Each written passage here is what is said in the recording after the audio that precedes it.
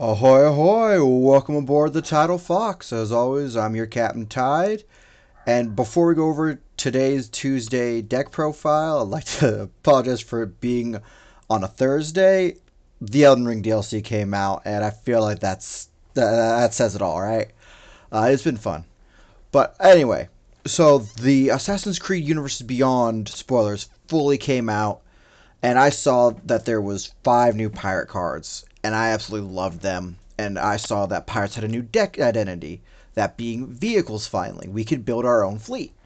So I quickly made a deck based on that, and so that's the deck profile we're going to go over today. We're going to go over the Crew of the Jackdaw is how I'm naming this deck, with Edward Kenway at the helm. He is our commander.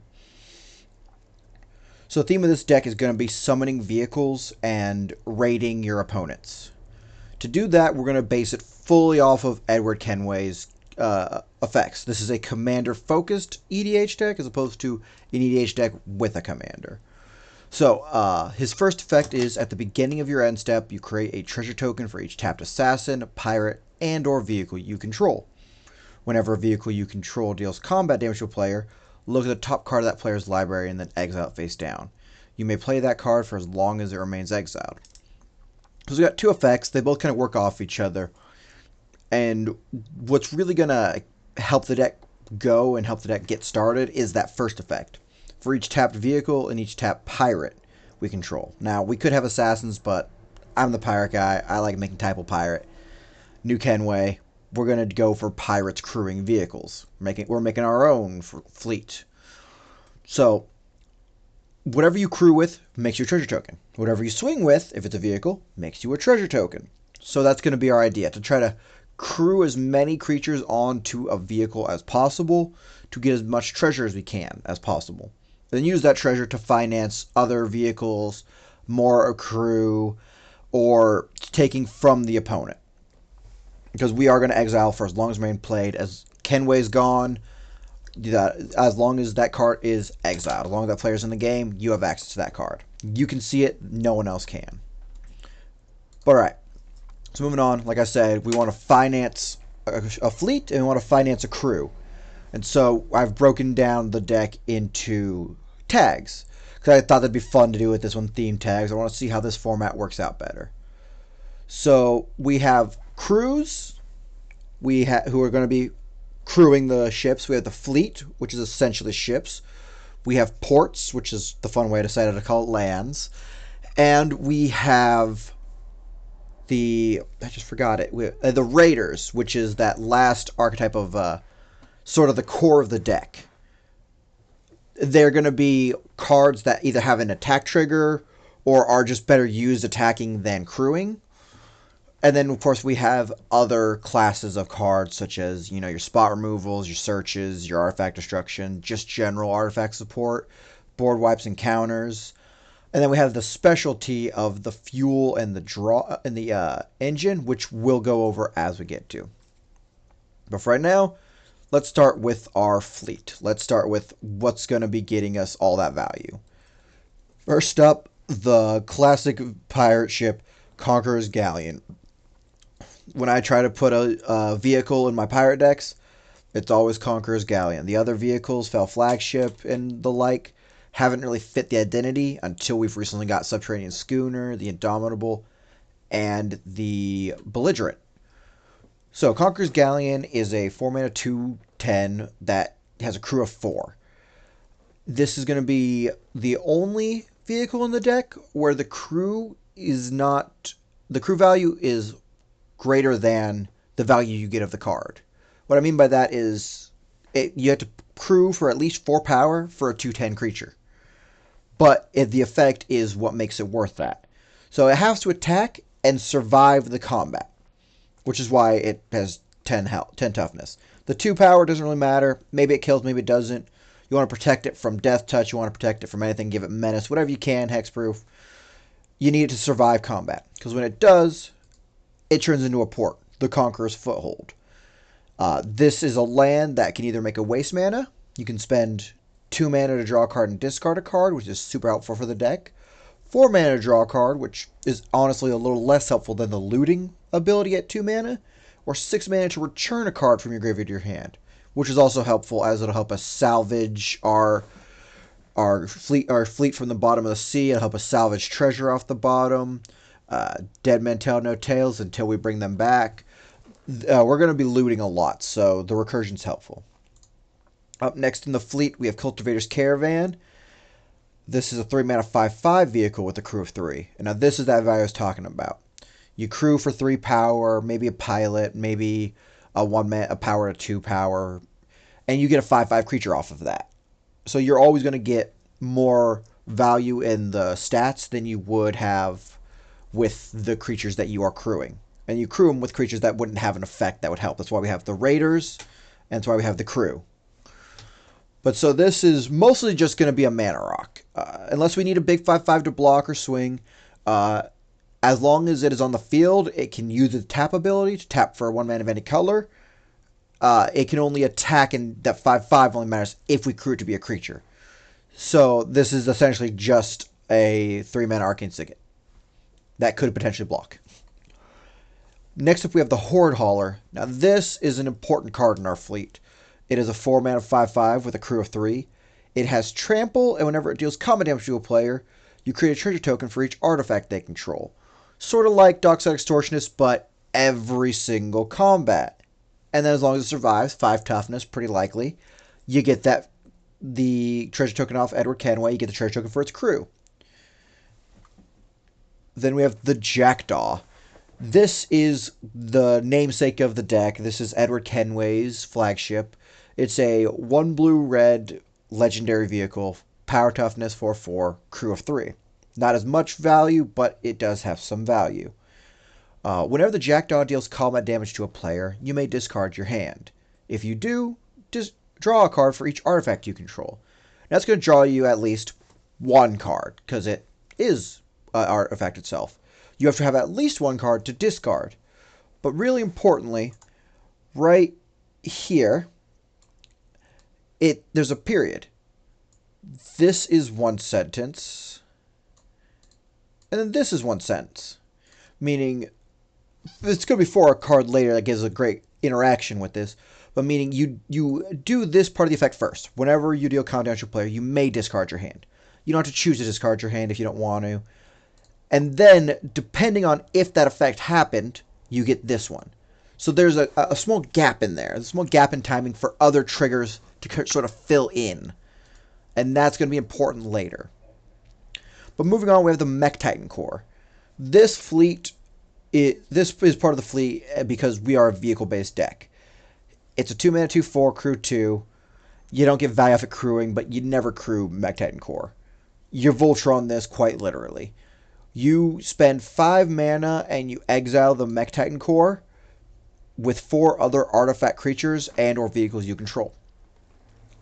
You create the Mech Titan, which is this legendary 10/10 artifact creature construct. It's all colors. It has flying, vigilance, trample, lifelink, and haste. So when it comes in the field, you're swinging with it. It's great. Also just looks super cool. But the important part here is that you don't have to use just vehicles. You can use the artifacts, artifact creatures. And when the Mech Titan leaves the field, for whatever reason, exiled, destroyed, or bounced, you get back every card used to form it, except for Mech Titan Core, so you don't have an infinite going on. We have some combos in here that churns artifacts and artifact creatures. We have some combos so we don't have to use our vehicles if we don't want to make the Mech Titan. But if we do use our vehicles, it's not that bad. They're going to go to stasis. They're going to come back in a few turns when they eventually, remove our Mech Titan Core, or our Mech Titan. But it can also be used to protect him, because this isn't sorcery speed. You can just spend the 5 mana if someone tries to board wipe. You save those. You get the Mech Titan. Mech Titan dies instead. 4 of those come back. Moving on, we have the Reaver Titan. This member of the fleet is sort of a win con. He's the basic win con of go to combat, accumulate damage, win the game. He is a 7 mana 10/10 with a crew of 4. Once you can afford that 7 mana, you can get so much value off of a crew of 4 for a 10/10. Now this has two abilities. The Void Shields, which protect it from mana value 3 or less, which most common spot removals are 3. We have the Whites of Path to Exile, Oblation, and Swords of Plowshares. We have Black, Dam, Murder, Defenestrates, Poison the Cup. We have Bedevil. We have Thought Vessel, not Thought Vessel, Chaos Warp. We have Vandal Blast. We have a very weak, what is it called? Cyclonic Rift. This is protected from all those that specifically target it, so it's hard to remove unless you're removing everything. At which point, it's the least of your worries that you lost your Reaver Titan. You lost everything. And then the second ability is the Gatling Blaster. Whenever it declares an attack, it deals 5 damage to each opponent. So before the Titanium comes in calculation, before anything, you hit every single opponent for 5, 5, and 5. Whoever's left, they're taking 5. That is an eighth of their health. I say an eighth of their health like that's important, but it's really not. You're dealing 5 damage. That's 5 less health they have as a resource to play with. Next up, we have the Reckoner Bankbuster. He's a little slow of one of our fleets. He's there early. He's there to kind of get value from the start of the game. He's a 2-mana 4/4 vehicle with a crew of 3. He enters the battlefield with 3 charge counters on it. You have to pay 2 mana and tap it to remove a charge counter from Reckoner Bankbuster, which then allows you to draw a card. Then, if there are no charge counters on Reckoner Bankbuster, you create a treasure token and a 1/1 pilot creature token with this creature crews vehicles of those power 2 or greater. Now, Bankbuster's here to make that treasure token and to draw 3 cards. If you wanted to, you could run it with that new Modern Horizon card that eats counters off things and reduces the cost of spells. Or you could just slowly play it like we planned to. That pilot is helpful, but we're really only getting the 1 pilot. We have other ways to copy it, but that's less important. But the pilot, as a 1/1, can crew 3 or less. It makes its own crew once it's there, so it can start swinging that 4/4. It's one of the few vehicles that will make itself a crew or make crew for other things.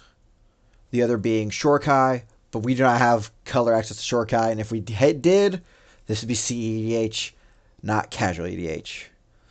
Up next, Smuggler's Buggy. This is a favorite card of mine from Capenna. It's a little weird to use if you're like not basing yourself on vehicles or flicker or casting from exile. But seeing as we are basing ourselves on vehicles, I would like to fit in Smuggler's Buggy. It is a 4-mana 5/5 with a crew of 2. It has Hideaway 4, which Hideaway is a fun effect I've very much come to enjoy. Whenever a Hideaway card comes into play, it enters the battlefield. You exile the number of cards that it says. So for Hideaway 4, you would exile 4 cards from the top of your library. And then you get to choose... Well, you actually don't exile. You look at the top 4 cards of your library, you choose one to exile face down, and you put the rest in the bottom of your library. Generally, you'll see players, put it under the card, but that's for a different series of videos. So you hide away 4, and whenever this card deals combat damage to a player, you may cast the exile card without paying its mana cost. If you do, you return Smuggler's Buggy to its hand. So Smuggler's Buggy isn't going to give us that end of churn effect of generating a treasure token off of a tapped vehicle. But it will give us the effect of doing combat damage to the vehicle, hitting your opponent, exile the top card of the library, and casting whatever you've decided and shuffled your deck for. And then you get to cast it again and do it all over again. Not too bad of an ability. It will have Summoning Sickness when it becomes a creature, if it's the first time you played it. So that's something to know if you're going to try and play around that. Up next, we have Smuggler's Copter, kind of the face of vehicles before Shorikai came out. It's a 2-mana 3/3 with a crew of 1.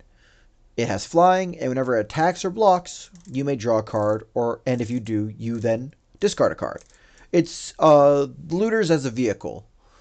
So I want a lot of discard in this deck, not just because I've come to enjoy having discard and using my graveyard, but because there is a card in this deck under Engine, if you see it, if you want to look ahead of that while it's going there, but we'll get to that soon, that really uses discard effectively, which is why we stuck discard-based cards in here. Up next is the Belligerent, the flagship of the Brazen Coalition, Admiral Brass's ship. That's my favorite card. It is a 2-mana red-blue legendary vehicle. Crew of 3, power toughness 5/5. Whenever it attacks, you create a treasure token. Till the end of turn, you may then look the top card of your library at any time, and you may play lands and cast spells from the top of your library. Now, this card kind of guides the deck towards being the post combat main phase style of play, where you're not really playing too much post draw step pre combat. You're maybe playing one or two things there. You're dropping a land you don't want to play there. You want to play in that post combat main phase. And with this, because you can play the lands on top of your library, you don't want to drop the land early. And post combat main phase is kind of better anyway. You know, if you're attacking if someone's Cyclonic Rifts in that moment, they throw down an instant speed board wipe, whichever one they have, maybe Angel of Dire or something. You don't want to have all that new stuff on the field that then gets removed from the field. You want to attack, have them have to board wipe anyway, and then rebuild your board after they've board wiped. And so the Belligerent kind of incentivizes that playstyle. Next, we have the Indomitable, another ship of the Brazen Coalition. This 4-mana blue legendary vehicle has a crew of 3 and a power toughness of 6/6. It has trample, and whenever a creature you control deals non-combat damage to a player, you draw a card. Now that's good because we have about 5 raiding creatures, but we have 12 crewing creatures who aren't really going to be attacking. So what this is for your vehicles, because I haven't gone over it, but vehicles, while they are an artifact at all stages of the game, when you crew them, they are now considered a artifact creature without a type. But they are still a creature till the end of the turn. I do believe, yes, right here, Cultivator's Caravan says it out. Tap any number of creatures you control with total power, blank or more. This vehicle becomes an artifact creature until the end of turn. Now, you can then give it types, you can do whatever, but it's now a creature from its crew to the end. So the Indomitable is going to let you draw off of those creatures, your vehicles. But its real value comes from that second ability at the bottom. You may cast the Indomitable from your graveyard as long as you control 3 or more tapped pirates and or vehicles. And like we went over with Kenway, you get value at the end of your turn for having tapped pirates and vehicles. So you swing, maybe you lose the Indomitable, maybe you sacrifice it, maybe it's been in your graveyards for a couple turns, you swing, you have the mana, you cast it. Those cards were already giving you the end of turn treasure tokens, and now you got back the Indomitable. And the final ship in our fleet, but not the least, the Weatherlight, a 4-mana legendary vehicle with 4/5, crew of 3. This flying ship is kind of why I was a little jealous of vehicles in lore, because I wanted vehicles for my pirate decks originally. All the piracy was happening in the sky. You had Joyra, you had Sasay, you had them on the Weatherlight flying through the sky. And I was jealous because Admiral Beckett Brass didn't have a ship. She had Fell Flagship and Conqueror's Galleon. That was it. Well, her ship's here now, and I love it. But anyway, back to the Weatherlight. Whenever the Weatherlight deals combat damage to a player, you look at the top 5 cards of your library. You may reveal a historic card from among them and put it into your hand. Put the rest on the bottom of your library in a random order. Now, historics are considered of artifacts, legendaries, and sagas.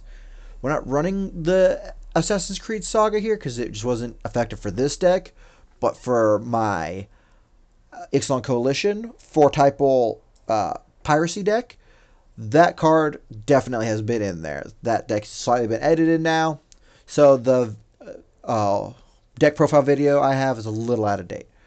But you get to get any artifact, which is a vehicle, any legendary, which could be our crew, our raiders, or some other artifacts, and you get to put those into your hand. And then it's combat. It's a vehicle. You get to exile your opponent's card if you have Kenway on the field, which you should. This is a artifact-based vehicle. This is a commander-based deck. So moving on, we'll go to the crew, the people who keep the fleet running, right? And to keep the fleet running, there's 2 important crew members in any coalition, in any organization, in any fleet. You have the shipwright, who makes the ships. We have Joyra, the Aegis Innovator. This Joyra is a 2-mana, just 1 red, 1 blue, legendary human artificer with power 2, toughness 3. None of that really matters. She has the tap effect of put 2 ingenuity counters on Joyrah Ageless Innovator, and then you may put an artifact card with mana value of X or less from your hand on the battlefield, where X is the number of ingenuity counters in Joyrah. Now, most of our fleet is 4 or 5 mana, 4 to 3 mana. We have the like 2 mana, 4 mana, 7 mana. This is right here is the exception. 2 mana, 2 mana, 3 mana. So after 2 turns, you can put down pretty much anything in here, with the exception of Reaver Titan, who is just that big. But you don't have to spend 4 mana on a Smuggler's Buggy. You can afford a Reaver Titan and get both of them, thanks to Joyrah the Ageless Innovator. That's why she's our shipwright. She's going to make the Ship of Dreams. But what happens if those ships get scuttled? What happens if it's a little early in her production line? If it's, Battle Frankie 34. You have Emery Lurker the Lock. She is the salvage. She is a 3 mana blue legendary Merfolk Wizard. Power 1, toughness 2. She costs 1 less for each artifact you control. So generally, this deck is based on having treasures and having vehicles. So she'll just cost that flat blue pip. When she enters the battlefield, you do have to mill 4 cards from your library into your graveyard, which means you could hit some of those ships before they even hit the seas. They'll be scuttled. But her ability is to tap and choose an artifact card in your graveyard, and you may cast it this turn. You still pay its cost. Timing rules still apply.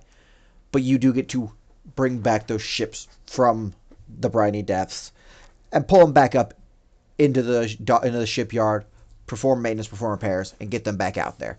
Shipyard is going to be your hand for this. Moving on to the rest of the crew. Coercive Recruiter. I wanted to go Pirate Typal. This is one of my favorite and best Pirate Typal cards. 5 mana in red. This Orc Pirate has power 4, toughness 3. And the effect of whenever Coercive Recruiter or another pirate enters the battlefield under your control, gain control of target creature until the end of turn. Untap that creature. Until the end of turn, it gains haste and becomes a pirate in addition to its other types. Now, we don't have much pirate synergy. We do have that. We have priority, and we can choose which effects happen at the end of turn. We have the give it back at the end of turn, and we have the tally at the end of turn. We're going to tally how many pirates we have tapped. So Kenway gets to count all the pirates I've taken with Coercive Recruiter, and then we throw them back. But what's really important is the untap and any target creature on the field, and also the haste. So for the haste, Coercive Recruiter can target itself. Any pirate I have can target itself. Now that's not necessary to crew, because while crew does require a tapped creature, the creature itself is not tapping for crew. The vehicle is using its crew ability to tap the creature independent of Summoning Sickness. So that haste isn't as important in this deck, and I don't really have as many pirates with active abilities in this deck, so that's not as helpful, and they're not swinging, so they don't need the haste. But I could crew my creatures, play some more pirates, untap said creatures, crew again more vehicles, or swing with them. I probably don't want to because they are crew designated. Or I can borrow your creatures. That's the main ideas behind using Coercive Recruiter, and why I kind of put Coercive Recruiter in any deck that has red and a fair amount of pirates that have effects that work with it. Up next, we have the Quartermaster, Deadeye Quartermaster, 4 mana 2/2. She is in here because she gets to search for an equipment or vehicle. We don't really have equipments in this one. I could find some spots for equipments, Swiftfoot Boots, Lightning Greaves. But what's most important is searching a vehicle, putting it in my hand. So I can get out Conqueror's Galleon, I can get out Cultivator's Caravan, the Jackdaw, the Belligerent. I can get the vehicle I need. Dockside Extortionist. This card, it explains itself. I'd say reading the card explains the card, and we'll read it. I will explain it. But just the name alone explains why it's in the deck. I got red. I got pirates. I don't even need to have pirates. I got red. This 2 mana Goblin Pirate has the effect of when he enters the battlefield, you create X treasure tokens, where X is the number of artifacts and enchantments your opponents control. This is the card I was comparing the Horde Hauler to. I said it was a Dockside Extortionist every turn, every combat. The combat trick on a stick here, Dockside Extortionist. You tie your little goblin guy to a stick, you're waving around every turn, you're getting value. What's actually interesting for Dockside Extortion's deck, he has more utility than just that ETB in this deck. He has a very weak power of 1, which means him and, say, another weaker crew designated creature in this deck, Dockside Quartermaster, totals up 3, which is enough for Horde Hauler.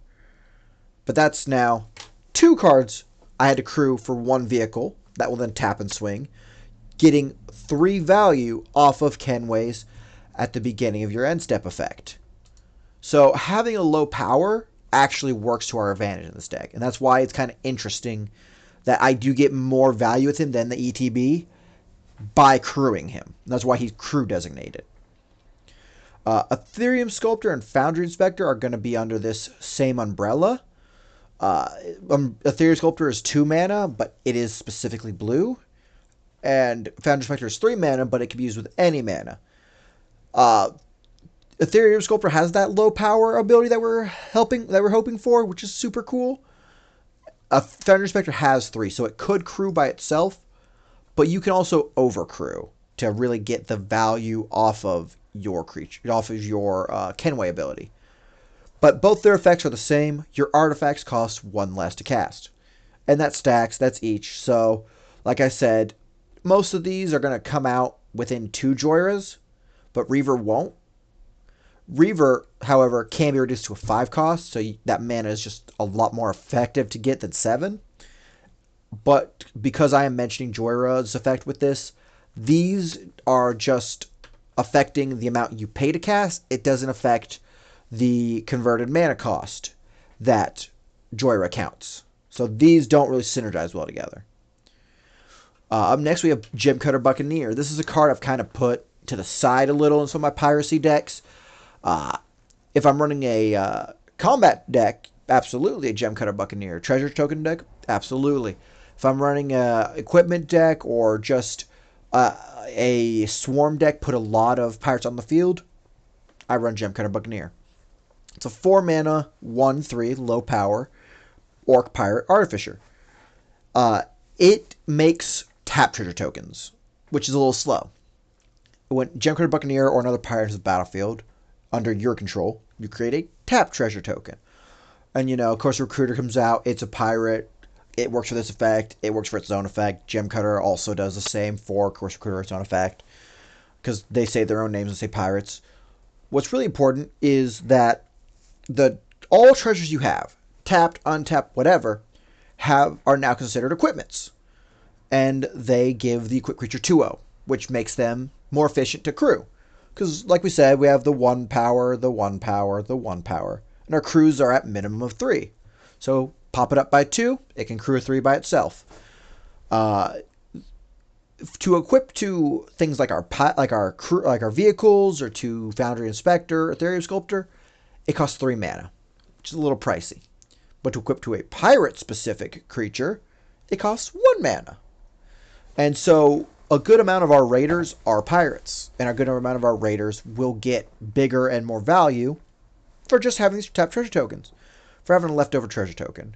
So Gem Cutter Buccaneer is in here to sort of help the crewing, help the treasures, and get value off of tap treasure tokens. Or if someone, say, you're playing as an Arkelos deck and they'll make sure everything you have comes in tapped, all your treasure tokens, that's fine. Equip is a tapless ability. Its cost is based on mana, not on tapping. So, super helpful. Up next, we have a different Joyra, the Weatherlight Captain. She takes over for Sasay occasionally. Maybe Sasay takes from her. I do have to look that up in the lore. I do want to get very much into the lore, especially pirates. The goal is to know the most about pirates, and then go to TCC to play a match with my pirates, and then lore correct everyone. Lore correct Spicate, lore correct the Professor. It would be great. I would love to meet them. I'd be super happy to do it. I will bring Monarch in there, and instead of using their crown, I'll use my pirate hat. But anyway, Joyra the Weatherlight Captain is a 4 mana, red-blue, legendary human artificer 3/3. She's here on crew because, not because her stats help her crew effectively, but because I don't want to swing with her. I want her to just sit on my board as essentially an enchantment. But I do want to get that value for crewing because she is a creature. Whenever you cast a historic spell, you draw a card. And as we said, historic spells are legendaries, like her, like some of my other crew, like the Jackdaw or the Belligerent, which are also artifacts, which count towards that. My commander would get me a draw. So I wanted to sit here safe relatively and crewing. Up next, we have kind of the king of crew. If you have access to black and you're running a vehicle deck, you're running King Makar the Gold Cursed. He's a 2-mana, he's a 4-mana black creature, 2 colorless, 2 specific black pips. I haven't really been saying it this video, but I'll say it at least once so we all remember where I stand on it. The more specific pips you have, the harder it is to summon a creature, and the more specific pips you have of one color, it's a little even harder. Because something like, we had the Indomitable, 2 blue. If you get your multicolored hand, you have all your colors, you don't have enough blue to summon the Indomitable. But you get your multicolored hand, you can get out the Jackdaw. You got 1 of each pip. You need 2 black, you're a little out of there. Unless, you're black swarmed, and then, yeah, you can summon Makar, but you're not getting out Joyra. But so, I did my little tirade about pips and pip quantity. So, this legendary 2/3 has a rather strong effect that's a little awkward to get off unless you have something like Cryptolith Rites or or Umbral Mantle and a way to generate infinite mana. Whenever King Makar the Gold Curse becomes untapped, you may exile target creature. If you do, you put a colorless artifact token named Gold onto the battlefield. It has sacrifices artifact, add 1 mana of any color to your mana pool. So that's where his effect's weird. Untapping. You get it on untap. And the only real main way people have to tap a creature that's just a universal mechanic, doesn't have to rely on what your deck has or anything, is swinging. It's combat triggers, right? But he's a 2/3, and he's likely to die before you get the untap. So he is kind of the crew captain in vehicles. He taps for a vehicle. It doesn't matter what else you have to crew as long as he's also tapped. Then, I have the Crystal Recruiter to untap him. We have just untap step. He's going to untap. He's going to exile something. And for those of you who haven't known or always been curious, never really looked into it, it's kind of in the back of your head, why does he make gold versus treasure? Why do we have 2 separate tokens? They don't do the same thing. You sacrifice an artifact, you make a mana of any color. Well, the difference is, and we can go down here to tokens, quick little lesson between them. A treasure token, right here, its ability is to tap, sacrifice this artifact, add 1 mana of any color. Whereas a gold token is sacrifice this artifact, add 1 mana of any color. And they do make less gold token generating cards than treasure token because of that tap effect. Because you can just do gold whenever without having to tap anything. So things like, for each tap primary controls, they take 1 damage, or they enter taps, you can't use them.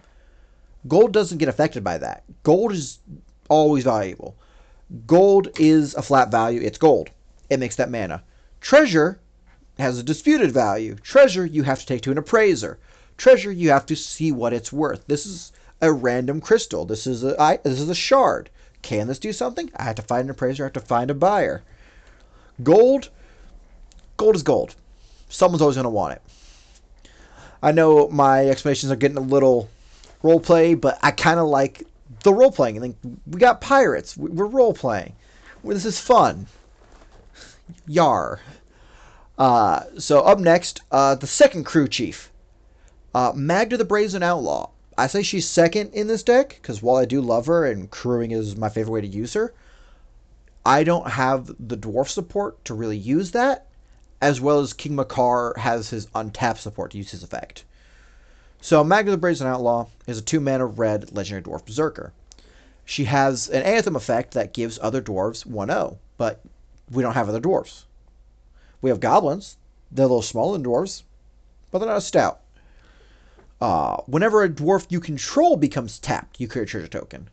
Now, that's why she gives them more attacks, so they can raid, they can pillage, they can go berserk, but we don't have that, and I'm sorry for the dwarf slander and the dwarf stereotypes, but there are some dwarves that are called berserker, like berserker dwarves. But so we don't. The only dwarf I have is her, and her becoming tapped is going to be through crewing. Why she's really here is while she's on crew, all these treasure tokens I make during the end of my turn, all the treasure tokens I have during other people's turn, she has an effective sacrifice 5 treasures. Search your library for an artifact or dragon card, put that on the battlefield, and shelf your library. Now we have a dragon. He's a raider. We have artifacts. It's our fleet and some other artifacts that we have. But mostly, it's the fleet for our artifacts. And you can do that at any point. It's not sorcerer speed. You can do it whenever. If you're going to grab, a vehicle or the dragon and you want it to be able to swing or not have some mistakes next turn, you grab during the end step of your opponent's turn. Or in response to her being bounced or destroyed, spot removal. So you can still use that. And you can chain those effects as long as you have treasures. And you might be thinking, 5 treasures is a lot. But it really isn't. You have Magda, you tap her, and Darkside Sorceress to crew. You've now made 1 treasure. You're crewing, let's just make it simple, the Belligerent. Belligerent attacks, 2 treasure. It survives, you go to the end of the turn. Kenway checks, well, you have 1 pirate and not another pirate into the ship tapped, 4 treasure. You could overcrew it with, Deadeye Quartermaster, 5 treasure. You could have done something like the Jackdaw and use another card that gives you treasures, or hit with Horde Hauler to make a bunch of treasures, right? Like, we have other ways to quickly get that 5 treasures in 1 turn. I wouldn't say it's as efficiently, like I can't make as many as I can in my treasure token deck, which I will be posting this next video. I've been teasing it and putting it off, so I'll be doing that. It's a deck I'm rather proud of. I do believe in proxies in, a casual group. Pod with your friends. Not a crazy expensive card unless you already own at least one of them. You make 13 decks. You're not going to pay for 13 versions of a $40 card, right? But it's one of the few decks I have that I made sure is fully kitted out, fully real, so I can take it to locals. I can take it, play with other people at conventions and whatnot. But yeah, so I can do this more consistently than my Church Token deck, but I can't do it as efficiently. Like, I can't make a giant amount, but I can make the 5 quickly.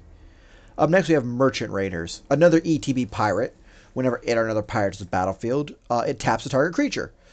That creature untaps. That creature cannot untap during its controller's untap step, for as long as you control Merchant Raiders. Now, I am emphasizing that controller's untap step because, of course, of Recruiter. Because Merchant Raiders enters the battlefield, it will tap down your opponent's, something topical, something that's very relevant. Atraxa. Taps down my opponent's Atraxa. They summon the commander. That was their fault. They shouldn't have done that. And then, while it's tapped down, Curse of Recruiter will target it and take it, making it mine. It untaps it. I crew with it. I swing with it. I do whatever I feel like. I have fun with it. It's mine. I give it back to you. It's still going to be tapped down during your untap step because you're the one currently controlling it. It's not during its owner's untap step. It's whoever's controlling it.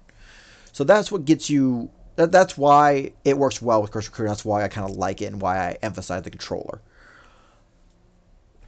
Moving on, we have Padim, Consul of Innovation, another really weak powered card. Once again, he's another 4 mana, Merchant Raiders, Dark Extortionist. We're kind of floating around 4 mana. I like to float around 2 to 3, but we're floating 4 mana this deck. But that's fine. We have treasure tokens. We have 31 ports in a storm. Padim is effect. He's a legendary creature, so once again, that historic synergy. He gives all your artifacts hexproof. He makes it hard to remove your artifacts except for a board wipe. At the beginning of your upkeep, if you control the artifact with the highest mana value or tie for the highest mana value, you're going to draw a card. And as we've seen through our fleet, we have at least a 7, right? The only other cards I can think of around there are Darksteel Forge, the Colossi, or Chromatic Orrery.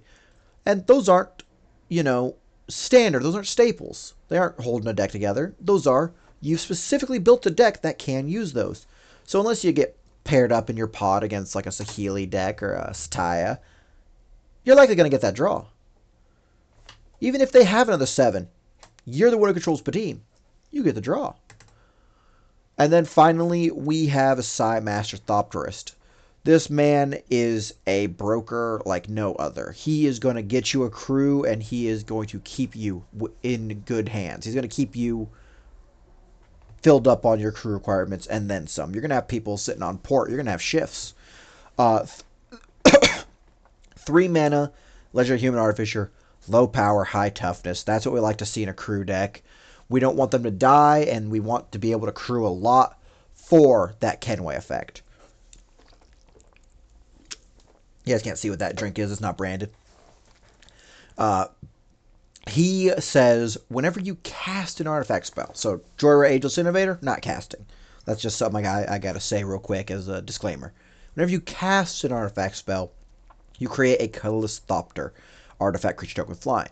Now, Emery does cast. It does allow you to cast a target artifact from your graveyard. You can pay 1 mana and a blue to sacrifice 2 artifacts. Draw a card. Those could be treasure tokens, map tokens, food tokens, blood tokens, clue tokens, Thopter tokens, your vehicles, mana rocks, whatever you feel like. And then that is the crew. That's like all we have for the crew. I'm going to remove this real quick because I do need to put one more card in here. I always forget. It is Myco.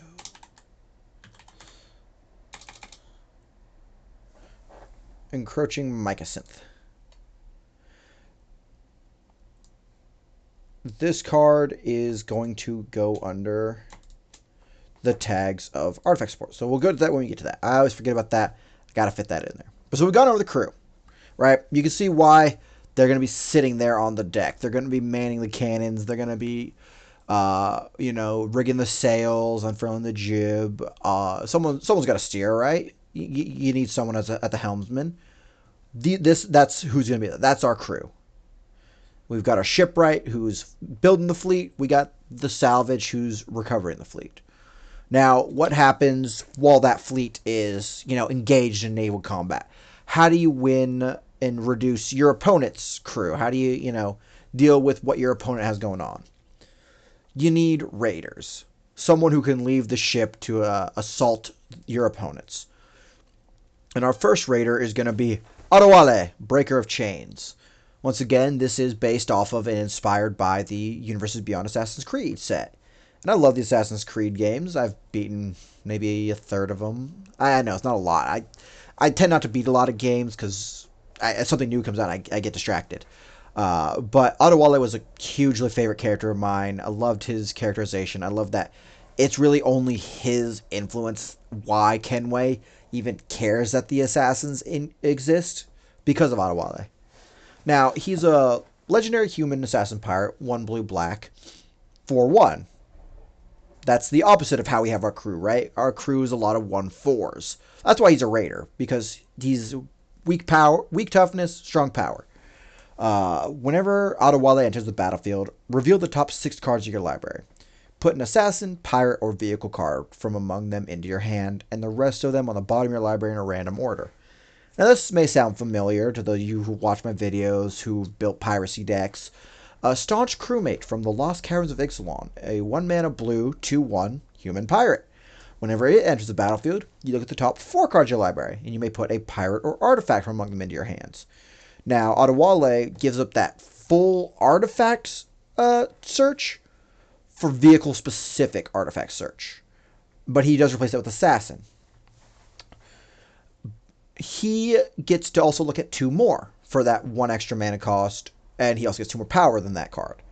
I love Staunch Crewmate. I'm putting both these in decks, you got the space. But if you got one of them, Adewale is my new first mate, not Staunch Crewmate. He's been there for me, but there's one key difference between them besides that stats and those numbers. Staunch Crewmate has that 1 ETB effect. I recur him with Admiral Brass Unsinkable. I get it again, but he has a finality counter. I'm probably not getting it again without Flicker, Bounce, or removal of counters. Adewale says, whenever a vehicle you control deals combat damage to a player, you may return Adewale from your graveyard to your hand. Now that's the whole deal. That's the idea of the deck. You crew, you swing, you collect your rewards. We are pillaging. So Adewale has a lot more recursive use than Staunch Crewmate, and that's why I value him a little more, and I say he's worth that 1 extra mana. Uh, Deadeye Plunderers is our next raider. I've harped on it a lot. We are treasures, we are vehicles. Deadeye Plunderers is a 5 mana pirate with power toughness of 3/3 that gets 1/1 for each artifact you control. Tapped or not, creature or not, if it says the word artifact somewhere on that card, Deadeye Plunderers gets a 1/1. And it itself can spend 4 mana to make a treasure token. Now, without a lot of green and white synergy, making like 6 treasure tokens off this one effect, you're probably not going to make a lot of it, or maybe even use this effect. So we also don't run training grounds, right? This is just because we have all these artifacts that we want Deadeye Plunderers to be big and to be swinging. And once again, it's a pirate. It comes in, it gives itself haste because of our Course Recruiter, because of our crew. Our crew is helping to support our fleet and our raiders. Up next, we have, also, with Adewale, you do want to give him that haste, right? You want him to swing. You want him to die as many times as possible so you can keep recurring him. Until your opponents figure out that, maybe taking that 4 damage every turn, that because we don't want to block him, isn't worth it, and you just keep letting me search my deck. Or at least a portion of it. Fathom Fleet Captain. This card seems like he should be a crew. He's 2 mana, 2/1. He has Menace and Fathom, but he has an attack trigger. Whenever he attacks, if you control another non-token pirate, you may pay 2 colorless mana. Or 2 mana of any color, really. Just 2 mana. If you do, you create a 2/2 black pirate creature token with Menace. You get one of these boyos. That's kind of what he is, right? The Fathom Fleet Captain makes a copy of himself without his effect. And that's why he's on the Raiders. You want him to swing. Hey, you can actually see, if you look in the background right around here, you can see, like, it's not the exact art. His hand's on a different side. You can see almost the exact same hand. Like, that's fun. I like that they took that art for that. I always wanted a different art, like another token for that, but I kind of like it now that he's on the card, right? So he is making your crew. Those 2/2 Menace pirate tokens are going to be crewing. They're not going to be attacking unless you have your Gem Cutter Buccaneer set up in a good amount of treasure tokens, so you can make them 4/2, 6/2, 8/2 Menace creatures. They're likely going to be crewing, and that's why Fathom the Captain's on Raiders, not crew, because he's going to make you a crew. He's going to, go up and give him a choice: join up or try to swim. Up next, the dragon, the only dragon we have in our crew. The only dragon in the whole coalition. This is the one, if Magda's searching for a dragon, not an artifact, you're searching for Goldspan Dragon. This is 5 mana, 2 red pips. We know I went about that. A 4/4 flying haste, which is important. Because whenever Goldspan Dragon attacks or becomes the target of a spell, you create a treasure token. That's kind of like that heroic keyword, right? It becomes the target of a spell. You are spell to buff, you're a spell to flicker, they're a spell to remove. You make that treasure token. Or when it attacks, which is why it's haste. As long as it's on the field, it has the effect of treasures you control have tap, sacrifice its artifact, add 2 mana of any one color. Now, that alone kind of makes you want to put this in crew, right? You want to protect it. You want it to sit there and not die. But it does need to attack to generate those treasure tokens. And we don't have a lot of buffs or heroic-styled cards to really get the effect of that. And I also don't want it to be targeted by my opponent's stuff anyway, so I'm trying to give it Shroud or Hexproof or really anything, just so it doesn't get touched. I want it to be attacking. Just always attacking. And final Raider, I mentioned it earlier when I was talking about Padim having a 7 mana to work on. We actually have an 11 mana to work on. The big Raider kind of wading through the ocean itself is Metalwork Colossus. This 11 mana 10/10 construct artifact creature seems imposing and hard to cast, like you're designing it to be a late game boss monster. But really it's a mid to mid early game. I played this. If you can't deal with it, I'm gonna run away with the game. I'm gonna steamroll. He costs X less to cast, where X is the total mana value of non-creature artifacts you control. Now, it's important to say that because our main source of artifacts are from 2 mana to 7 mana is going to be our vehicles. And those are artifacts until they're crewed. And like I was saying with cards like the Belligerent and the Jackdaw, which give you some post-combat effects to work with, you want to play that post-combat main phase. Except for Metalwork Colossus. Because if you are crewing your fleet big, or if you have made your fleet permanently vehicle through some means that we'll go over that we have access to, maybe, you decided to put Nobreka, the Brute Chronologist, in here, and during the end step when you were going to lose your vehicle status as a creature, you end the turn. Those no longer count for Metalwork Colossus, and your treasure tokens have a mana 0. So Metalwork Colossus is the exception to that idea of play post-combat main phase with this deck. You're going to play him pre-combat main phase, or post-draw step main phase. And you're going to then be able to use him later, but he's also going to be a blocker. Because you want to cast him for free, right? You don't want to cast him for 11.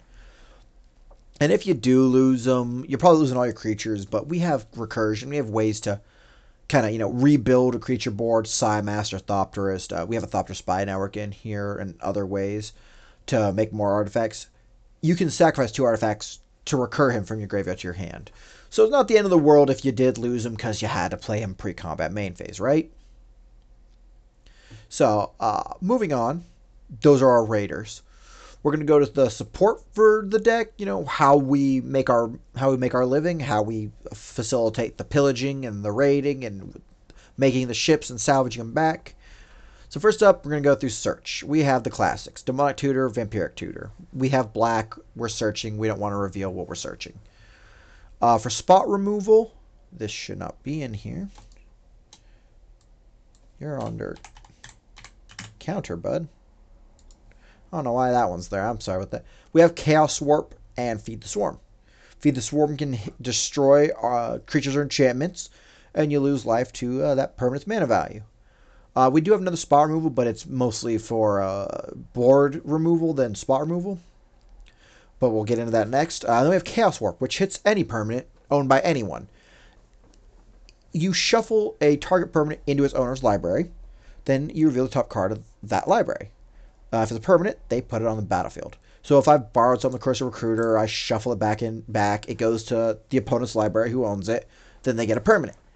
If I hit my own creature or card, like a land, I get a permanent. Maybe. I do have a fair amount of permanents as opposed to not permanents. But the important thing is that it has to shuffle into the library. If you hit a commander and they choose not to send the library, because most people play with a different sleeve, right?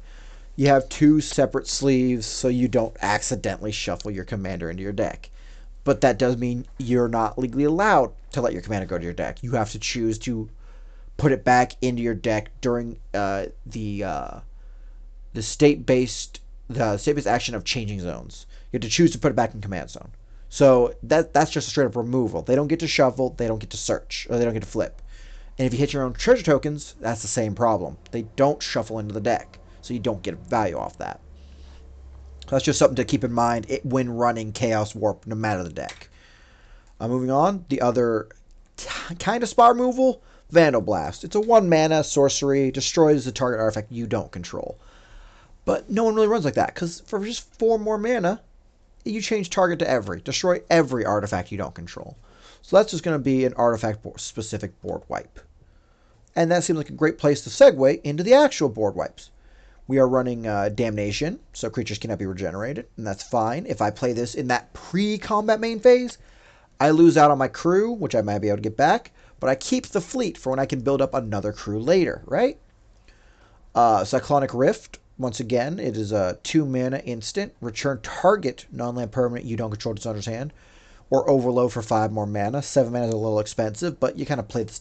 You kind of play this when you either are going to lose the game or you're going to win the game, and having that spending most of your mana on this wouldn't really matter, because you either need to save yourself to give yourself those more turns, or you're just going to win from here, and it doesn't matter if you use all your mana, because you can overload this to return each non-land permanent you don't control to its owner's hand. And finally, blood money. We're destroying every creature, we're getting value. We are getting those treasure tokens for it. But they do come in tapped, but that's fine. Like we said, we can use those. We got Gem Cutter Buccaneer. All right, and then coming back up. From there, we're going to go to the Mana Rocks, Arcane Signet Soul Ring, Classic, 2 colorless, 1 colored. Mox Opal. That's a 0 mana, 1 color legendary artifact. So that hits 2 of the categories for historic. Definitely making sure you get that draw. Or you get to, add it to your hand. It can only activate this ability if you control 3 or more artifacts, which counts itself, so you just need 2 more. Vehicles, treasure tokens, artifact creatures. We have the way to make it, right? Mox Opal, efficient and effective in this deck. We're going to go into the engine. That real specific keyword we got down here. Actually, before we go to the engine, we'll go to draw. Rhystic Study. 2 mana and a blue enchantment. Whenever an opponent plays a spell, you may draw a card unless that player plays 1. Now, you're likely going to draw a lot of cards. It's sort of a pride thing. Like, you're not giving in to what that player wants you to do. It's like, no. You want me to pay that 1. I'm not going to listen to you. You can have that draw. I'm going to believe in my own deck. I'm going to be able to deal with it or you before you get to use all those resources I just gave you. Or you can annoy your friends and your pod mates by saying, do you pay the 1 every single time? Distracting them and maybe hindering their decision-making process. Right? They might not make the best plays. They will, however, make you the target. So your threat assessment goes way up with this card. But so, the engine of the deck, right? Pirate ships sail-based. We use the wind, but the deck is not wind-based. If there's a large wind, you're going to lose the game. Your deck's going to go everywhere. You won't. It's awful. No one likes losing a deck to playing in a windy park. Mary Reed and Anne Bonny. This legendary human assassin pirate, 1 blue red, 3/3, has haste. You can tap them to draw a card and discard a card. And whenever you discard an island, pirate, or vehicle card, you create a tapped treasure token. Now, see, this is why we really have the salvage, because we're going to be discarding our own vehicles quite often. We can discard some of our crew because we're going to get a treasure token off of it. They're going to be tapped, once again, Gem Cutter Buccaneer and the like. And, interestingly enough, island. We got our islands. We got, where'd it go? So the bridges don't have it. Seat of the Synod. Actually, Seat of the Synod doesn't count. Weird. We have some ways to get other islands. But this is the card that really got me super interested. I loved Kenway. Kenway was cool. Adewale was cool. The Jackdaw was cool. Mary Reed and Anne Bonny is what really made me go, oh my god, when I saw the Universes Beyond Assassin's Creed set. Because, like I was talking about with the Jackdaw, this period right here where you can see this right here, that period. Whenever it deals combat damage to a player, you may discard your hand. You choose to discard your hand. Say you have Jackdaw and Mary Reed on the field. That's really all you got. You have 3 cards in hand. It's some vehicles you can't afford and maybe a pirate, right?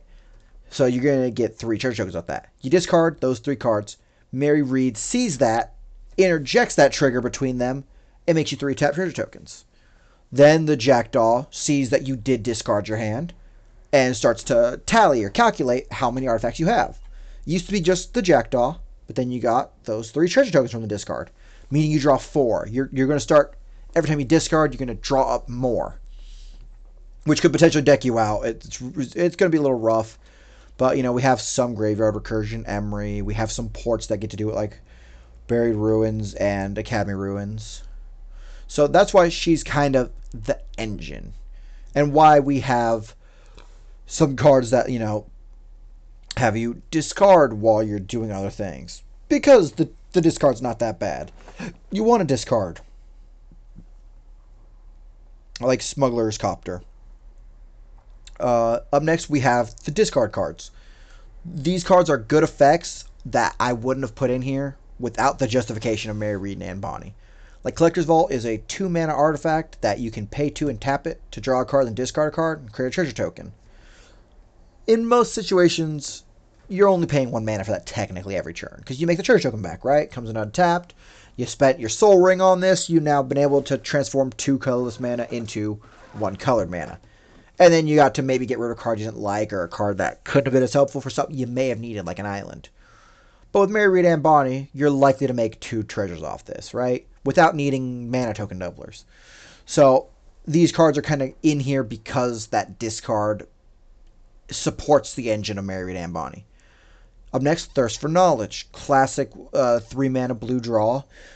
This one draws you 3, and then you discard 2 cards unless you discard an artifact card, which is cool. You know, you discard your vehicle, which Mary Reed likes, you get a church token. You don't have that, or you don't want to, you can discard 2 pirates you're not helpful at this moment, or you lost the synergy with, and you then get 2 treasure tokens, and you still get to draw 3 cards, right? And then we're also running 2 planeswalkers. The first of which we'll go over is the discard focus one. Tezzeret, Betrayer Flesh. 4 mana, 4 loyalty counters. The first activated ability of an artifact you activate each turn costs 2 less. Now, we don't have many of those that aren't just straight up tap this to make mana, right? We do have Collector's Vault, which for 2 mana, you tap it to draw a card and discard a card. If nothing else, Tezzeret's static ability is going to work well with Collector's Vault to give us a free treasure token and a loot every turn, right? But he's also super helpful with those loyalty abilities. So, this one has a little better of a ultimate loyalty ability than the other Tezzeret we use, but it's not the main focus. The main focus is honestly is minus. But first we're going to go over that plus that we'll probably be using to facilitate, making enough loyalty counts for the minus. So his +1 is draw 2 cards and then discard 2 cards unless you discard an artifact card, right? Just like Thirst for Knowledge, you can choose what you want to discard to kind of help Mary Reed and Bonnie go, or try to draw till you get to Mary Reed and Bonnie, right? His -2 is a target artifact becomes an artifact creature. If it's not a vehicle, it has base power, toughness 4/4. So that's what I was talking about with Mech Titan Core, right? You can make your treasure tokens or your map tokens, Thopter tokens, whatever tokens, base power 4/4 creatures. And those can be used for Mech Titan Core. You won't get them back on that second effect when you lose Mech Titan, but you don't lose those other vehicles in the meanwhile. But you can also target, say, Reaver Titan. You don't have to crew this anymore. This is now just a 10/10 artifact creature vehicle, right? Because he specifies that if it's not a vehicle, it gets a specific power and toughness. If it is a vehicle, it keeps its power and toughness, right? Because it already has a stat there. So that's the real reason why Betrayer Flesh. To try to make and keep those fleets going. So that way you could discard these pirates, or you don't need to keep these pirates going. And finally, his ultimate loyalty ability. I call it an ultimate because you're generally going to have to kill it or generate a lot of loyalty counters to use it. Unless you're, Super Friends deck, counter doubling and whatnot, and generation proliferate. For -6, you get an emblem with whenever a artifact you control becomes tapped, you draw a card. Now, that's helpful for swinging with your vehicles, your artifact lands. Your gold tokens, as we went over, just sacrifice. They don't tap. But your treasure tokens will tap for that. So you tap a treasure token, draw a card, get a mana. Seems pretty cool, right? It is. That's kind of why we use them. Then we're going to go from the engine. So this is the engine. We've got some fuel here. We're stopping off. There is one huge synergy I saw with this. I'll have some YouTube shorts, TikTok, Instagram Reels, however you want to call them, up soon talking about some other ways to use this card. Because, like I said, I was super inspired and super happy with this card. Mary Reed and Bonnie's best synergy, in my opinion. And it's super relevant and topical, too, thanks to Modern Horizons 3, the new Ululek Fused Atrocity deck. Kozilek the Great Distortion. Now, you do need 2 colorless mana, but it's not the hardest. We got Soul Ring. We have some lands like the Buried Ruin and the Academy Ruins that can't make colored mana. So, 10 mana Legendary Eldrazi with the power toughness of 12/12. This would be under Raiders if it didn't have such a synergy with Mary Reed. That being said, I also probably wouldn't have put this one in here if it wasn't for the synergy. I would have put something like Ceaseless Hunger or the other Ulamog, right? What this card does is when you cast a spell, if you have fewer than 7 cards in your hand, you draw cards equal to the difference. So that's great. We've been looting, we've been discarding to redraw that many cards at least, maybe more. But if we don't have that, we're guaranteed to have our hand size, right? We're going to have resources. It has menace, which is helpful, so that way they can't just block the 12/12 with like a little 1/1. They'd have 2 little 1/1s.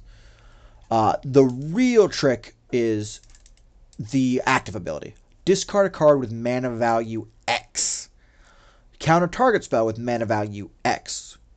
Now, I'll be going over this in my how-to series, how to play Magic from beginner to advanced to intermediate, all that, journeyman. Mary Read Ann Bonny has 3 specific types of cards she wants to discard. Pirates, which if we come up here, we can see we have a pirate at 4. We have a pirate at 4, pirate at 2, pirate at 5, pirate at 5, pirate at 2, pirate at 3. So we have 2 to 5 mana value. She has vehicles, which, once again, we got 4, 3, 3, 2, 7. Right? We have a good variety of those mana values that we can hit. And a lot of common spells people cast are of those mana values. So we're likely going to be discarding those. You got something big, Metal or Colossus. Just you can bring it back, right? And islands are the third and final category of what she gets value off of discarding. Now, an island does have a mana value. Let's see if I click this, it'll say it. It will not say it here. As opposed to, yeah, islands have a mana value of 0, right? And you're asking, what spell has a value of 0? Well, I'll tell you what spell has a value of 0. Mox Opal has a value of 0. Mana Crypt, it's either Mana Crypt, I think, has a value of 0, right? We have a lot of artifacts, and Peck Negation has a value of 0. We have a lot of artifacts. Anything that was suspended has a value of 0 if it's through its own effect and not something like Doctor Who cards. Those have mana values of 0. And so I know you don't want to discard a land, but if you have an island, you could, right? You want to counter that. You're still going to get that treasure token. It's not going to be as much mana as an island, but you being a little short on mana to stop your opponent's big play or their search or anything really to hinder them could be worth it. It's up to the player to decide how they're going to pilot their ship, pilot their fleet. But that's why Kozilek, I believe, has the greatest synergy for Mary Read Ann Bonny. Like, that's the card that makes her worth it.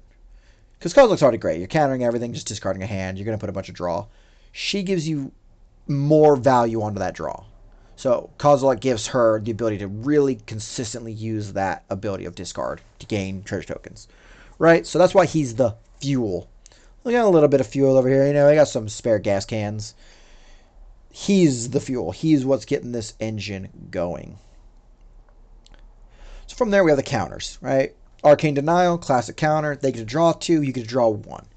Like I said, hand's a resource, but you're hoping that what they lost is better than what they could possibly draw. And you get 1 card, right? You still get some draw. Counterspell, reading the card explains the card. Counterspell, counter target spell for 2 mana. Mana Drain, counterspell on steroids. The spell you countered, you get colorless mana or waste mana equal to that spell's mana value at the beginning of your next main phase. So if you counter it during combat or during a pre-combat main phase, you get it during your post-combat main phase. You counter it during your post-combat main phase, you get it during your next pre-combat main phase, right? And that makes that waste mana for Kazu. It's super helpful. And finally, we're running Spell Swindle. Probably a unnecessarily heavy counter. 5 mana, right? You can also run, it's not Disruption Field, I think. It makes Thopters off based on the mana value, right? But this one makes treasure tokens. And that's why I kind of preferred this one.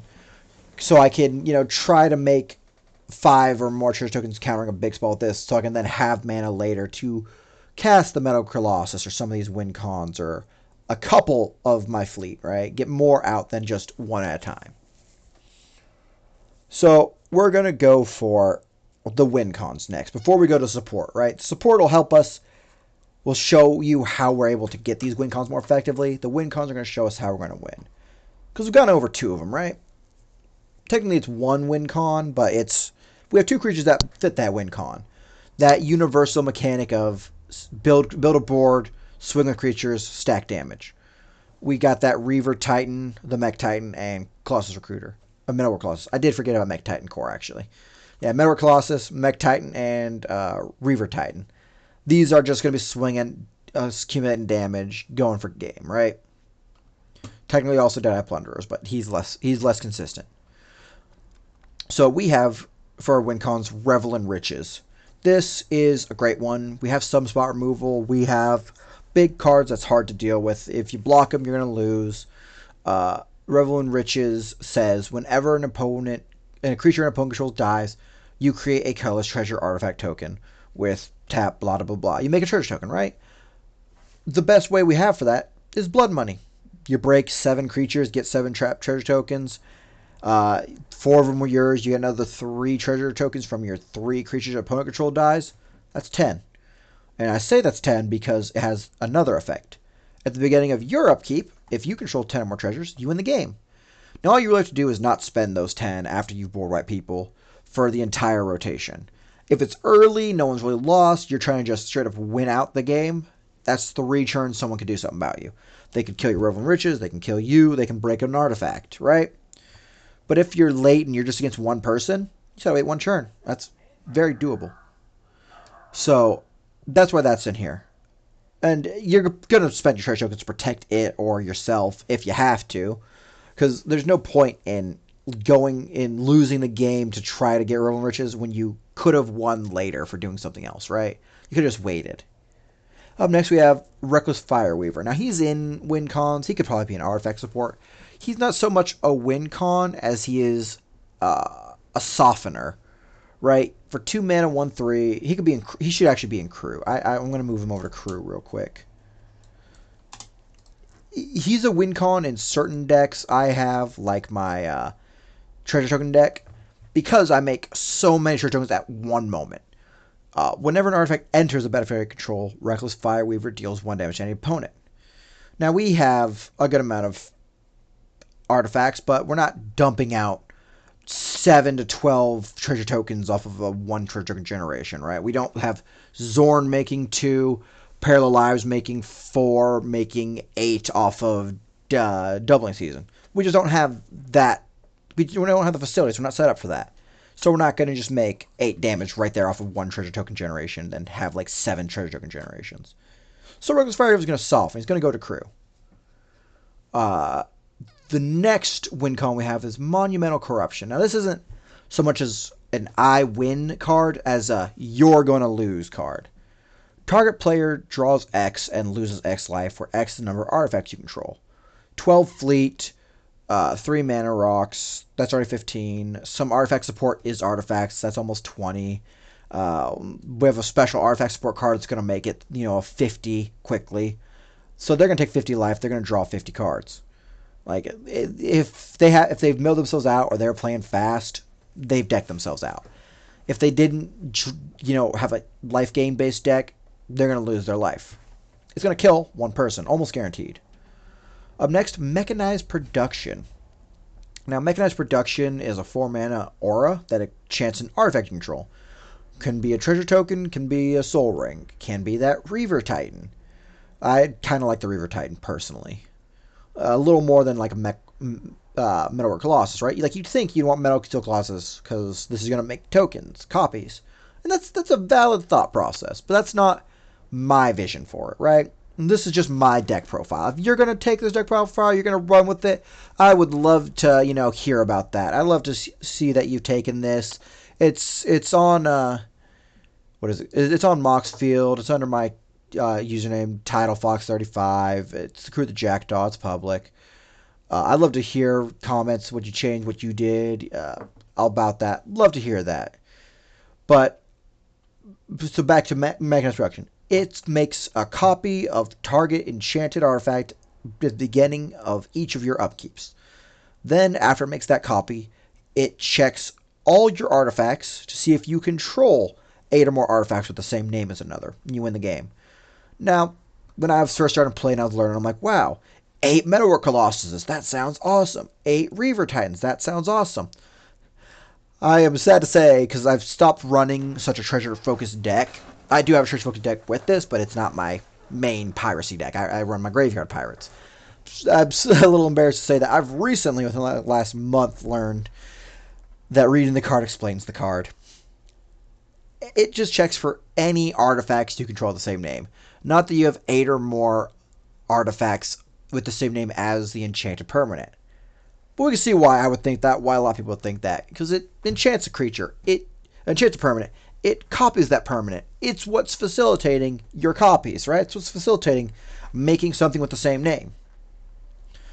But it works for anything. And mostly, that's going to be your Revel and Riches, right? You have Mechanized Production or Revel and Riches set up. You do that big board wipe. You get like 12 treasure tokens. They have to break both of these, which are enchantments, or break all of your artifacts. So that's a board wipe right there. Unless they're white, then that's austere command, 2 birds, one command, right? It's great. But I've recently learned that. And that's why I say, like, I would copy something like my Reaver Titan. Metal Colossus is a 10-10 swinging. That's cool. That's great. You know, I could copy my Culture's Caravan to make more mana. I can copy my treasure tokens to make more treasure tokens. My thought process is, if I have everything going set up right, I have everything going well, I want Reaver Titan. I can't copy a Legendary because Legendaries are going to, die. It's going to go crazy. Reaver Titan has protections in itself. It is a 10-10 like Metal Colossus, and when they swing, they deal 5 to each opponent. If I get out 3 Reaver Titans to attack my 3 opponents, that deals 25 damage each combat, right? That's a lot. So that's why I would put this on Reaver Titan to set that up while I'm trying to get other tokens set up, right? I'm trying to get other treasure tokens.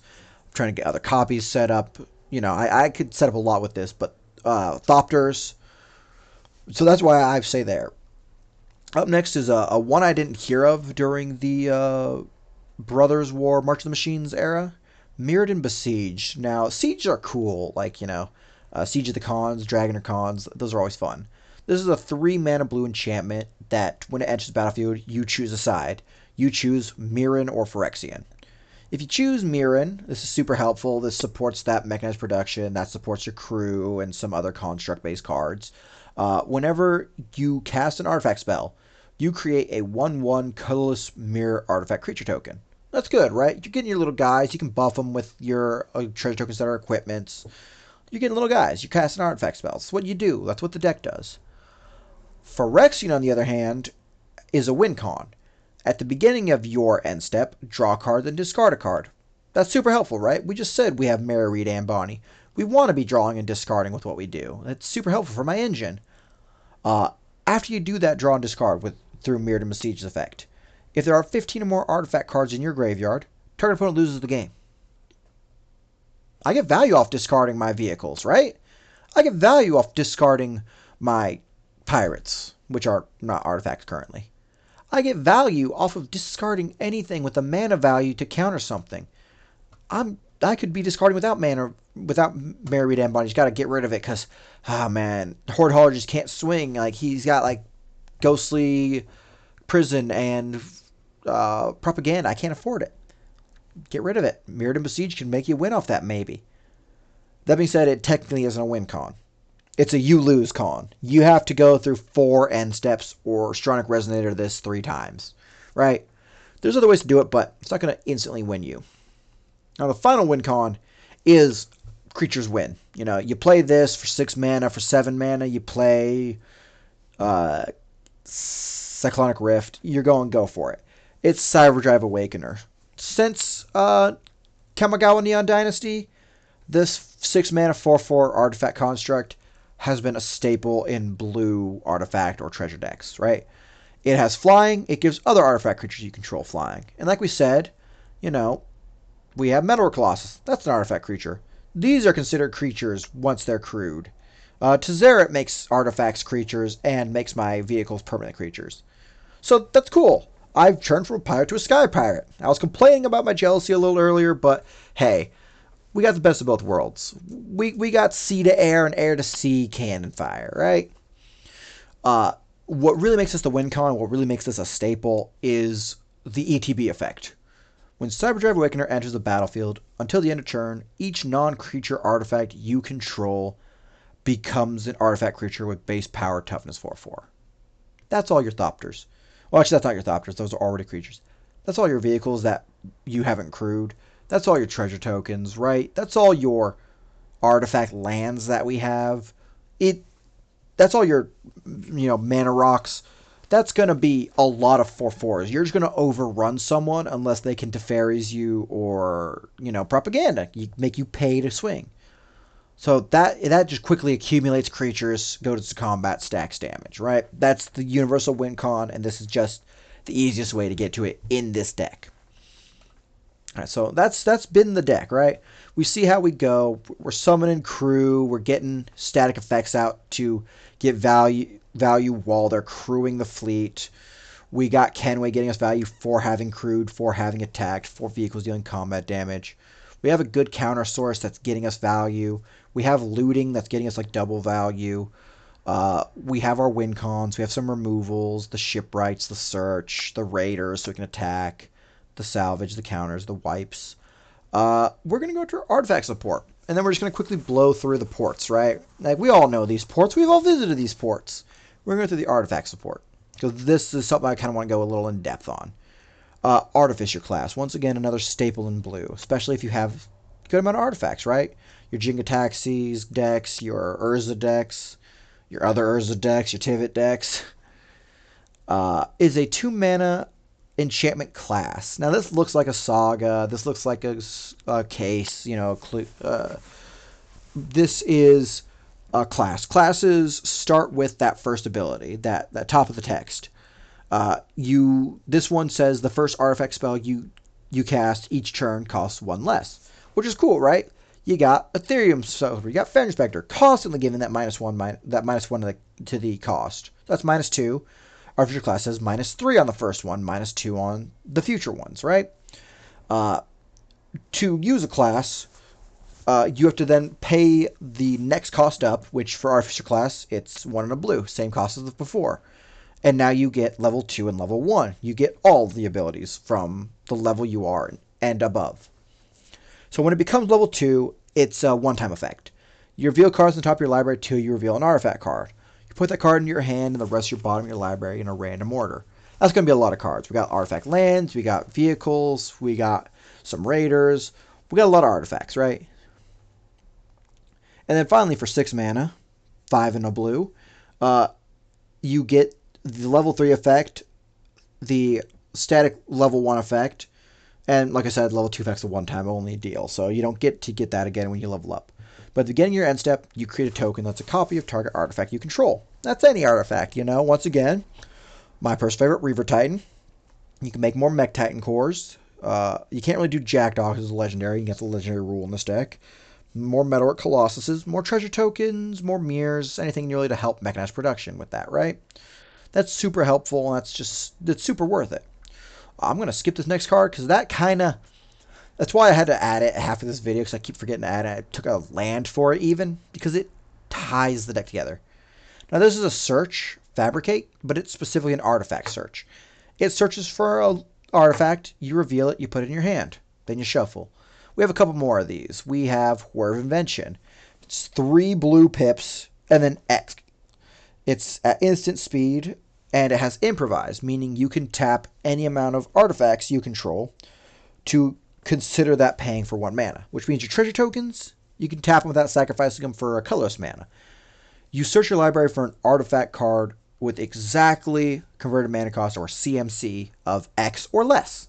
I know I said exactly. I missed that last part. You put it straight onto the battlefield and you shuffle. Now, if you're grabbing a vehicle, you got Summoning Sickness. If you're grabbing a rock, you can tap it, right? So that's why Word of Invention's here, and that's why you tap other things to do it. And that's why it's worth that 3 pips. You hear me complain about 2 pips of the same color. I got 3. And then we also have one more search for that. We got Reality Heist. It's 5 mana, 2 blue. It's expensive. It's an instant speed, though. It costs 1 less for each artifact you control. So already, kind of like Improvise, it's paying for itself. You look at the top 7 cards of your library and reveal up to 2 artifacts from among them. Put them in your hand. The rest go to bottom library in any order. This isn't so much a search like Deadeye Quartermaster or Fabricate, but it lets you go through a chunk of your deck and pull out up to 2 artifacts. Crazy. Great. Good value. 2 mana, essentially, in this deck.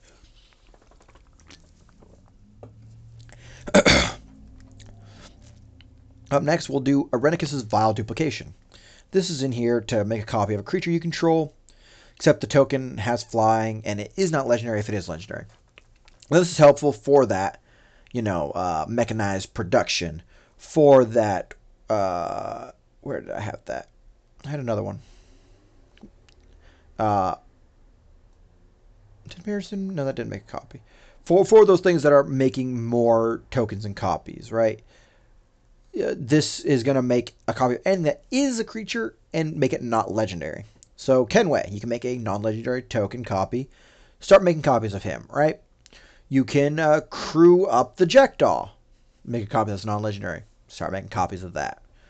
So that's where that gets helpful, right? That's why we run Irenicus's Vile Duplication. So we can kind of get around that legendary rule a little bit. Or maybe you don't think it's worth it. You make another Mech Titan core. You make another Reaver Titan. Make a copy of the Mech Titan. Why not? It copies any creature you control as long as it's considered a creature at the time. We have Rise and Shine, which will make things creatures. It's 1 blue sorcery. A target non-creature artifact you control becomes a 0/0 artifact creature. It gets 4 1/1 counters on it for each artifact that became a creature this way. You can overload it for 4 and 2 blue to make that each non-creature artifact you control. That's a second Cyberdrive Awakener, right?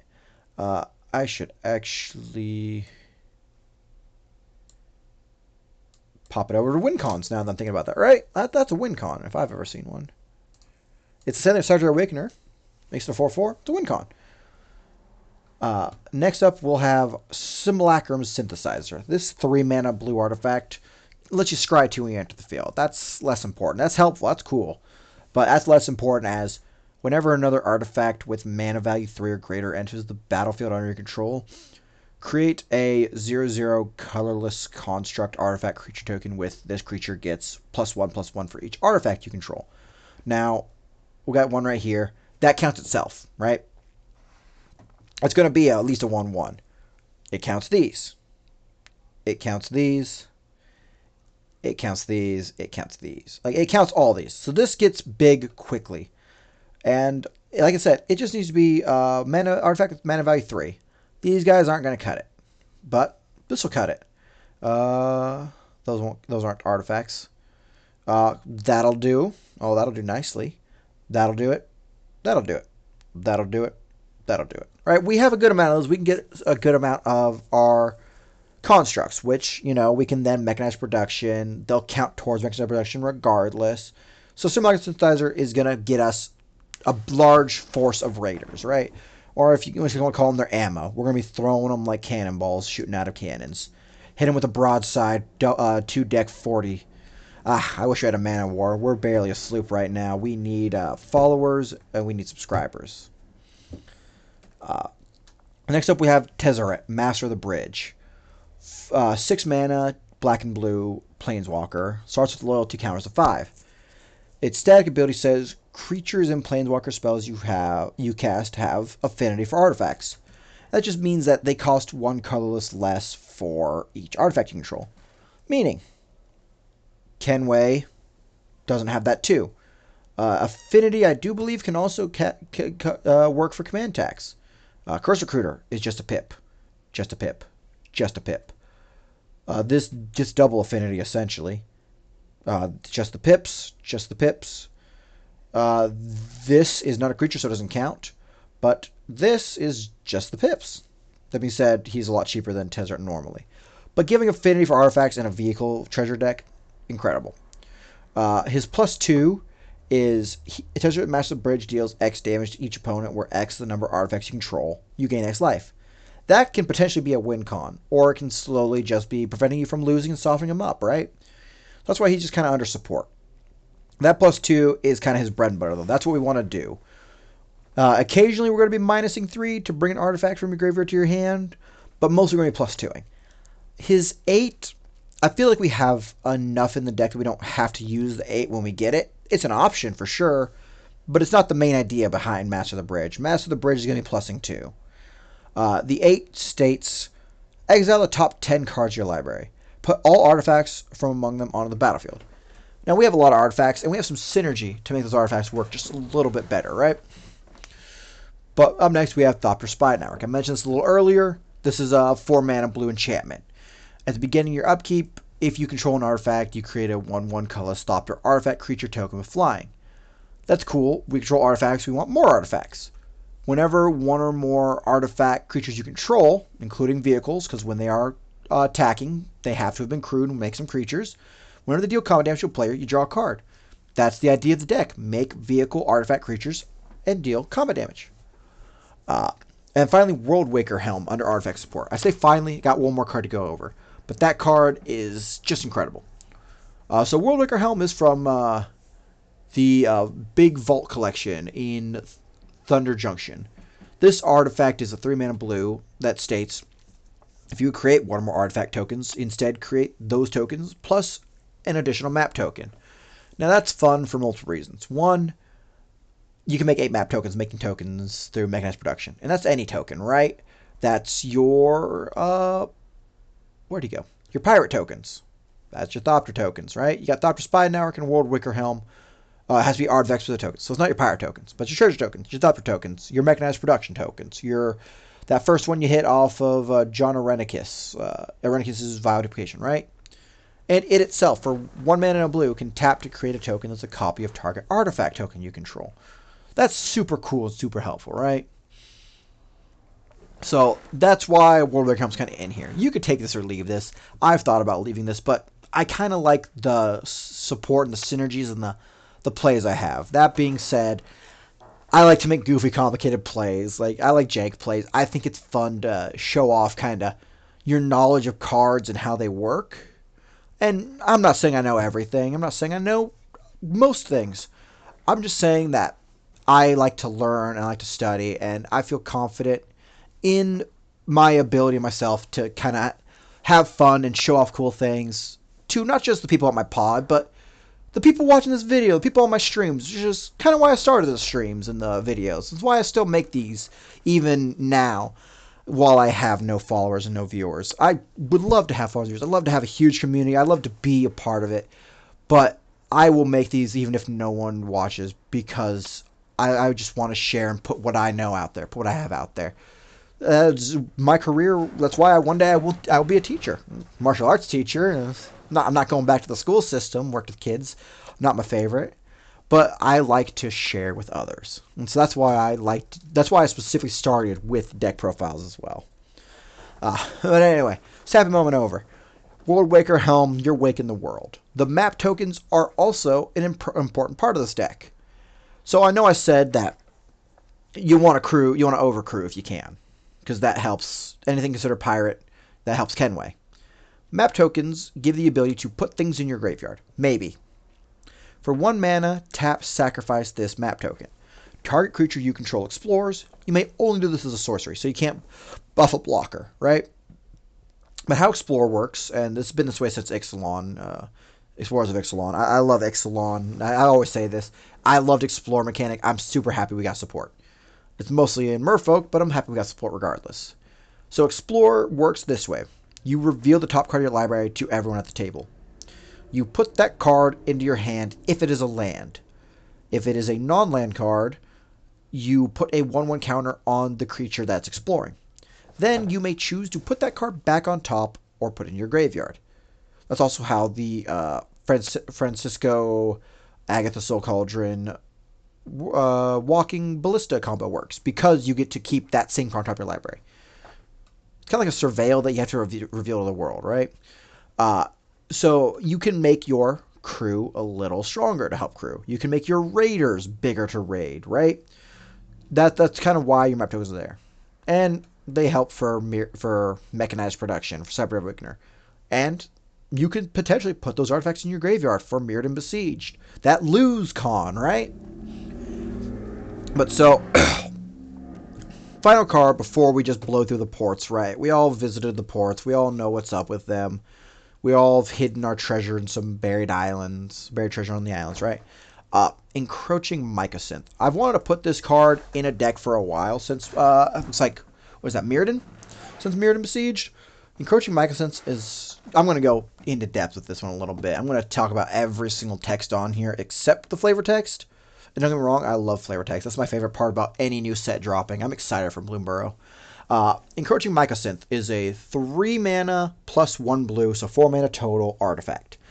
Non-land permanents you control are artifacts in addition to the other types. The same is true for permanent spells you control and non-land permanent cards you own that aren't on the battlefield. Now this is super helpful. This is like Maskwood Nexus, but instead of creature types, it makes everything an artifact, which is cool, right? Some of the interactions and combos with this is this Artificer class. Actually, it's not Artificer class. Where'd it go? It is... right. Tezzeret Betrayer of Flesh, right? The first activated ability of an artifact you activate each turn costs 2 less to activate. We went over this. We don't have many good activated abilities. What we do have, however, is some decent activated creature abilities, like Deadeye Plunderers. This is now a creature thanks to Encroaching Mycosynth. This now just costs a blue and a black to make a treasure token instead of 4 mana. We had another good one. This is a trigger, so it unfortunately does not count. Because it just says from an artifact source, right? Collector Vault was really only one. Sidemaster Thopterus just costs 1 now. We also had access to... I'm blanking on where it was, but we had a couple more, right? Yeah, we there was some other ones, but things like that have a cost to them that aren't artifacts are super helpful right there. Yeah, I went over Psy. So that's something helpful, right? That we now get that Tezzeret cheaper cost off these. Also, for Cybergrave Awakener, it checks our non-creature artifacts. Lands are a permanent that are now considered an artifact by Encroaching Mycosynth. For Simulacrum Synthesizer, super helpful. All these creatures that cost 3 or more are now in artifacts, meaning I've casted an artifact of mana value 3 or greater. Give me a construct that then gets to count all these that are now artifacts and all these that are now artifacts as part of its stats. Metalwork Colossus gets to count all your enchantments for that reduction, right? Your vehicles are still artifacts. They're not creatures, though. Like, that's super cool and helpful, right? That makes now your Fathom Fleet Captain, when you make those tokens, those are artifact tokens. Those can count for mechanized production, right? That Encouraging Mycosynth does so much for the deck. And there's one more thing I didn't mention that it does that is super helpful. It's that lose con. 15 or more artifacts in your graveyard. Now, Encroaching Mycosynth says artifacts with non-land permanents. Oh, it's non-land. Okay, you don't get to call lands. That's unfortunate, but not that bad. Because that's still helpful, right? The permanents you control on your field that you own are artifacts. Permanent spells that you control as you're casting them are artifacts. Things that you've borrowed are artifacts. Things in your graveyard are artifacts. So as I'm looting, and I discard these things that are not artifacts, I don't have too many of them that aren't. These that aren't artifacts. Mirrodin Besiege will then count them as artifacts for that 15 or more artifacts in your graveyard to make an opponent lose, right? Encroaching Mycosynth is what's tying this deck together. It is forcibly holding it and forcing it to work. And yeah, that is the deck, right? That is how I've decided Edward Kenway should be ran. This is the first iteration of it, 1.2. I did a little changes in the middle of this. But that is what the idea behind this deck is, to build a fleet, hire a crew, go raiding, plunder profits, plunder loot, right? Win the game, or make someone lose. So, once again, thank you all for joining me on this voyage. If you'd like the video, or if you like the deck, you did something with it, you can leave a comment below in the YouTube comment section. You can go onto Moxfield. I have a good amount of decks in my collection, more than just this, some that we've gone over. some that we have yet to go over under my thing. It's still the same username as here, TitleFox35.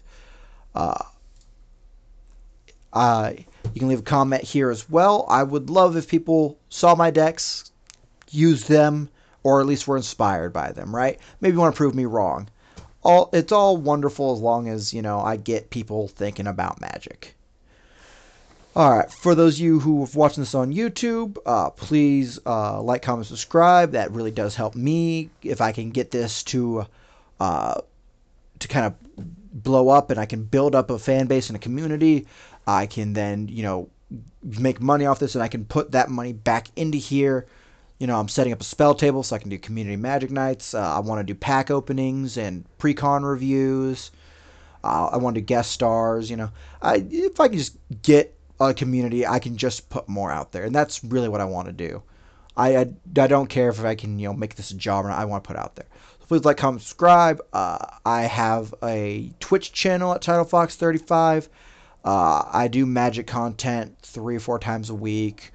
Again, occasionally some variety things. I also do like to play, fighting games or kind of what's hot right now, like Elden Ring DLC.